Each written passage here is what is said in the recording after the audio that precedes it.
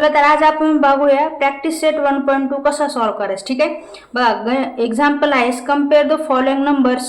आपल्याला दिलेल्या खाली फॉलोइंग नंबरचे कंपॅरिझन करायचं. ठीक आहे, बघा त्यातलं पहिलं कंपॅरिझन आहे 92 7 -7 आणि -2. आता बघा त्याच्या आधी सगळ्यात पहिलं काय करायचं, कंपेअर 7 and 2. तुम्हाला माहिती आहे 7 आणि 2 मध्ये 7 कसं रे बाळांनो, ग्रेटर आहे, जे मोठं आहे त्याच्याकडे साइन करायचं. आता हे 7 आणि 2 ला जेव्हा आपण मायनस करतो, मायनस म्हणजे रिव्हर्स करतो बघा, तेव्हा काय होईल रे, इथं -7 आणि -2 आणि हे जे मधलं साइन आहे ते काय होईल -2 कर, अशा पद्धतीने झुकलं जाईल. ठीक आहे, म्हणजे याचं कंपॅरिझन हे आन्सर त्याचं झालं. आता बघा 0,-9/5.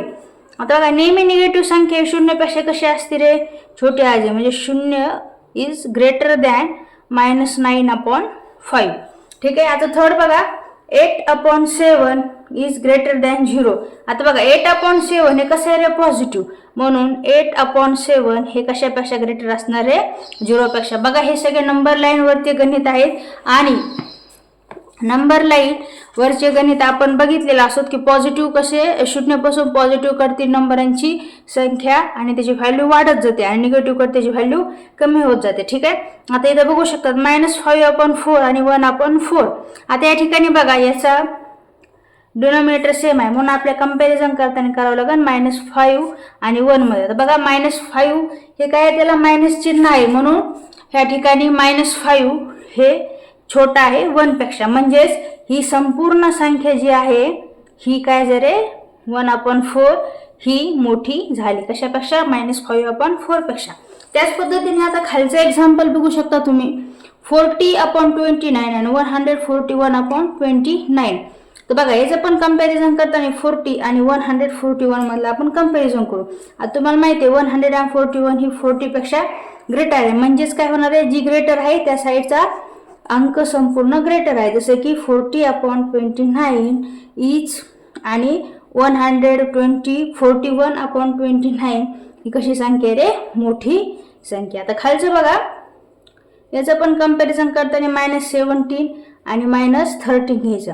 आता तुम्हाला माहिती इकडे संख्येची व्हॅल्यू कशी होत जाते रे, कमी होत जाते, म्हणजेच काय होणार बाळांनो, -17 पेक्षा -13 हे मोठे होणार, म्हणजेच याचा आन्सर काय झालं, -17/20 is greater than is smaller than -30/20.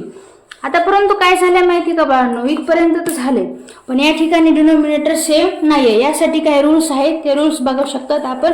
हे आहे काय, if A/B and C/D are rational number such that B and D are positive.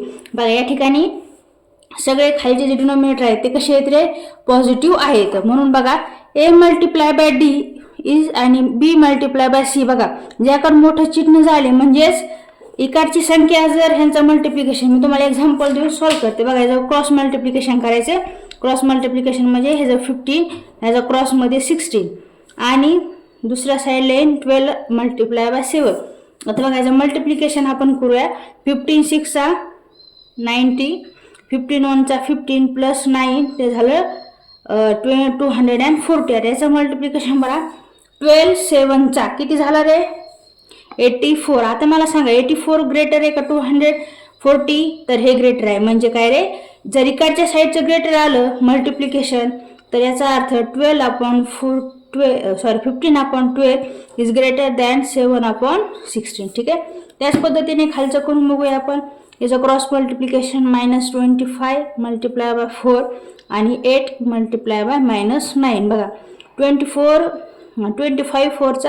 100 पण कसं रे मायनस, आणि 8 9 72 म्हणजे मायनस. परंतु मला माहिती आहे जेव्हा मायनसचं चिन्ह लागलेलं असेल तेव्हा छोटी संख्याच नेहमी कशी असते रे, मोठी, म्हणजे इकडची संख्या मोठी झाली तर इकडचा रॅशनल नंबर सुद्धा काय झालं बाळांनो, मोठा झाला, म्हणजेच 25/8 आणि -9/4 याच्यामध्ये ग्रेटर संख्या झाली -9/4.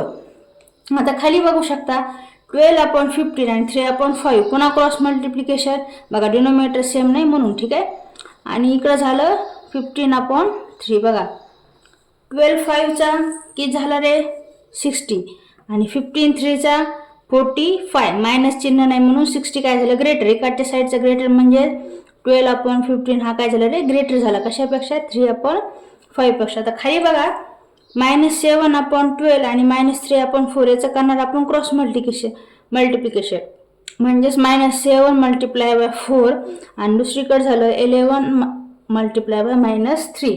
आता बघा -7 × 4 झालं -28 आणि इकडे झालं 11 - 3 म्हणजेच -33. बघा मायनस दोन्हीकडे चिन्ह म्हणजे जी व्हॅल्यू छोटी ती झाली मोठी का तर मायनस मोठी. ठीक आहे म्हणजेच या ठिकाणी -7/11 आणि -3/4 याच्यामधली -7/11 ही कशी झाली रे मोठी संख्या. तर बघू शकता अशाच पद्धतीचे नवनवीन व्हिडिओ आपण आपल्या चॅनलवरती टाकत जातात आणि प्रत्येक प्रॅक्टिस सेटचा व्यवस्थित एक्सप्लेनेशन करून तुम्हाला सगळ्या प्रॉब्लेमचे सोल्युशन आपल्या चॅनलवरती मिळून जातील.